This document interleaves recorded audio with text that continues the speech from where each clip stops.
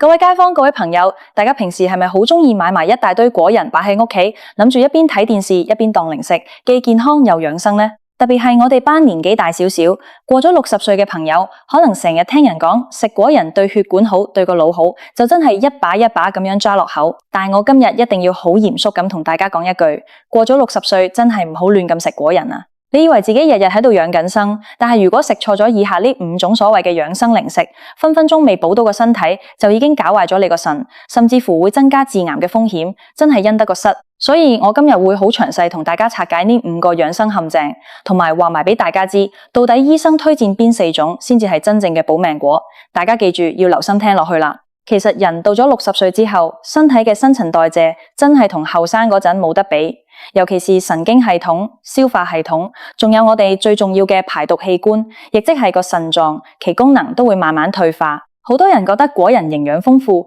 多植物蛋白又有好脂肪，就當飯咁食。但係大家忽略咗一點，好多市面上買到嘅果仁，為咗迎合大眾嘅口味，或者為咗延長保質期，背後加工嘅手法多到你想象唔到。第一種最容易搞壞身體嘅，就係嗰啲調味好重，落咗好多鹽去炒或者烘焙嘅鹹味果仁。好多老人家平時口淡淡，最鍾意食脆口又鹹鹹香香嘅腰果或者開心果，但係呢啲重口味果仁裏面嘅鈉含量高到嚇死人。當你過咗60歲，個腎嘅過濾功能本身已經減弱，如果每日仲要幫你排走咁多高濃度嘅鈉，個腎就要超負荷工作，好快就會頂唔順。長期咁樣食落去，最直接嘅後果就係血壓飆升，血壓一高，腎臟嘅微血管就會受損，慢慢就會演變成慢性腎衰竭，到時真係後悔都太遲。除咗重鹹之外，第2種要非常小心嘅就係油炸或者糖衣果仁。好多人去超市或者乾貨鋪，見到嗰啲琥珀、核桃或者外層包咗層脆皮，甚至炸到金黃色嘅花生，覺得好惹味。但係大家要明白，高溫油炸唔單止會將果仁本身好嘅不飽和脂肪酸全部破壞晒，仲會產生大量嘅反式脂肪同埋致癌物質，加埋出面嗰層糖衣。老人家如果吸收太多精製糖同劣質油脂，不單止會令到血糖大幅度波動，仲會引發脂肪肝同血管硬化。當你嘅血糖同血脂都失控嘅時候，全身嘅器官都會加速老化，其中腎臟作為過濾血液嘅主要地方，更加會被呢啲高血糖、高血脂嘅血液折磨到報廢。所以凡係見到表面閃靈靈、食落甜到漏或者成手指都係油嘅果仁，過咗60歲真係一粒都唔好擺落口。跟住落嚟要講嘅第3種，亦都係最危險、最容易致癌嘅一種，就係存放得唔好，已經變咗質，甚至發咗霉嘅果仁。好多老人家好慳家，買咗一大罐或者一大袋果仁返屋企，擺到過晒期，或者因為香港天氣潮濕，啲果仁已經擺到漏晒油，有陣油川味，甚至表面有少少發白發霉，佢哋都唔捨得丟，覺得洗一洗或者炒飯熱就食得。呢個觀念真係會攞人命，因為果仁一旦受潮發霉，就會產生一種極度恐怖嘅毒素，叫做黃曲霉毒素。呢種毒素係世界衛生組織公認嘅1級致癌物，佢嘅毒性比砒霜仲要高幾十倍，而且非常耐高溫，你用普通煮飯準佢嘅溫度根本殺唔死佢。當你將呢啲有油淺味或者微霉嘅果仁食落肚，黃曲霉毒素就會直接攻擊你嘅肝臟同腎臟，造成急性細胞壞死，長期微量攝入，更加會直接誘發肝癌同腎癌。所以各位老人家聽我講，一聞到果仁有少少怪味，或者食落口覺得條脷苦苦地、澀澀地，即刻要成啖吐出嚟，然後將成包果仁抌落垃圾桶，千萬唔好因為心疼幾十蚊而賠上自己條命。第4種需要高度警惕嘅養生零食，其實係好多人估唔到嘅，就係過量進食高草酸嘅果仁，當中最典型嘅代表就係杏仁同埋花生。雖然話適量食杏仁對心血管有幫助，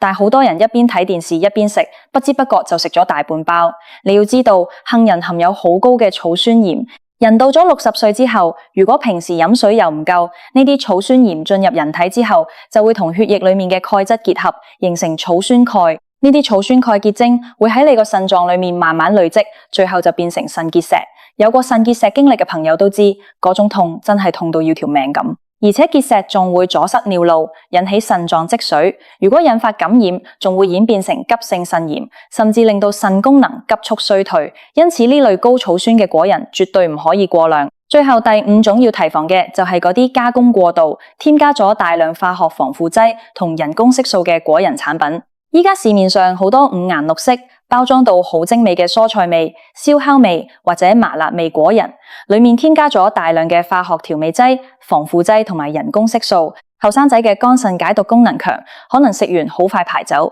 但係對於60歲以上嘅長者嚟講，呢啲人造化學物質會喺身體裏面停留好耐，無形中增加咗肝臟同腎臟嘅代謝負擔。而且有醫學研究指出，長期攝入過多嘅化學添加劑同多種癌症嘅發病率上升有直接關係。所以各位老人家買果仁嘅時候，一定要睇清楚包裝背後嘅成分表。如果見到密密麻麻都係化學名詞或者化學代號，呢啲咁多科技與狠活嘅嘢，就真係敬而遠之啦。講完呢5種隨時搞壞個腎又致癌嘅危險果仁之後，大家可能會好灰心，心諗咁即係乜都唔食得啦。當然唔係，只要揀得啱，果仁絕對係好好嘅長壽食物。跟住落嚟，我就要為大家推薦醫生同營養師一致公認最適合60歲以上長者食嘅4種真正保命果。第一款大力推薦嘅保命果就係合桃。我哋中國人成日講以形補形，合桃個樣好似人個腦，而現代醫學亦都證實咗合桃裏面含有極為豐富嘅阿爾法亞麻酸，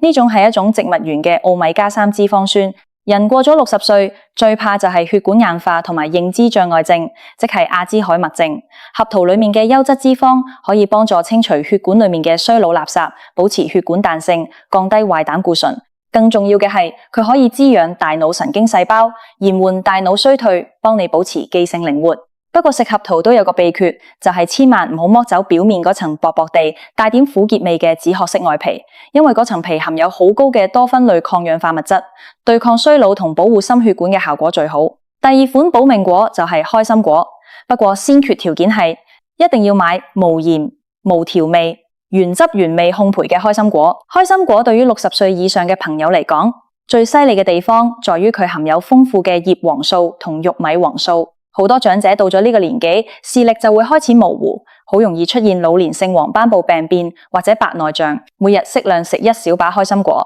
就可以幫眼睛補充呢啲天然嘅防曬劑，保護視網膜，維持視力清晰。而且開心果含有好多膳食纖維，可以促進腸道蠕動，幫長者解決成日遇到嘅便秘問題。佢裏面嘅鉀元素亦都有助於穩定血壓，只要唔買重鹽版本，佢絕對係護眼降壓嘅好幫手。第三款值得長期適量進食嘅保命果就係南瓜子。好多人平時食南瓜會將啲核抌埋，其實南瓜子對老人家嚟講係個寶，尤其是各位男士。過咗60歲之後，10個有8個都會面對前列腺肥大或者尿頻尿急嘅困擾。南瓜子裏面含有非常豐富嘅游離脂肪酸同埋植物固醇，仲有高含量嘅微量元素鋅。呢啲成分可以好有效地維持前列腺嘅健康，減輕前列腺腫脹，改善夜尿頻繁嘅情況，令你一覺睡到天光。而對於女士嚟講，南瓜子裏面嘅鎂質可以幫助放鬆神經，改善睡眠質素，仲可以強壯骨骼，預防骨質疏鬆，真係男女老少都啱用。最後第4款醫生極力推介嘅就係夏威夷果仁。夏威夷果仁雖然摸落去好似好油，但係大家唔使驚，因為佢裏面超過80%都係單不飽和脂肪酸，主要係油酸。呢種脂肪酸同橄欖油裏面最核心嘅健康成分係一模一樣嘅。過咗60歲之後，人體嘅血管壁會變得脆弱，容易出現血栓，而夏威夷果仁裏面嘅優質油脂正正可以幫你潤滑血管，降低血液嘅黏稠度，減少中風同心臟病發嘅風險。同時，呢啲優質脂肪亦可以潤滑腸道，對皮膚亦都有好好嘅滋潤作用，令老人家嘅皮膚唔會成日因為乾燥而痕癢。雖然呢4種保命果對身體好有益，但係我最後一定要提醒大家，最重要嘅一條黃金法則就係食任何果仁都一定要量力而為，而且要控制份量。果仁嘅營養密度好高，熱量亦都好高，如果當飯咁食，一樣會肥，一樣會增加身體負擔。醫生建議每日嘅最佳攝入量大約就係你個手心揸一揸，大約10克到15克左右就最完美，即係大約2-3粒合桃或者10幾粒開心果就已經好夠。而且買嘅時候一定要認準包裝，上面寫住原味、低溫、烘焙或者無添加。希望各位60歲以上嘅街坊朋友聽完今日嘅分享之後，返去即刻檢查下自己屋企嗰啲果仁零食，如果發現有加工過度、太鹹太甜或者已經擺咗好耐嘅，就唔好再食啦。換返我今日推薦嘅呢幾種健康保命果，用正確嘅方法去養生，咁樣我哋先至可以活得精靈、活得健康，遠離腎病同癌症。今日就同大家傾到呢度，最緊要身體健康，我哋下次再傾，拜拜。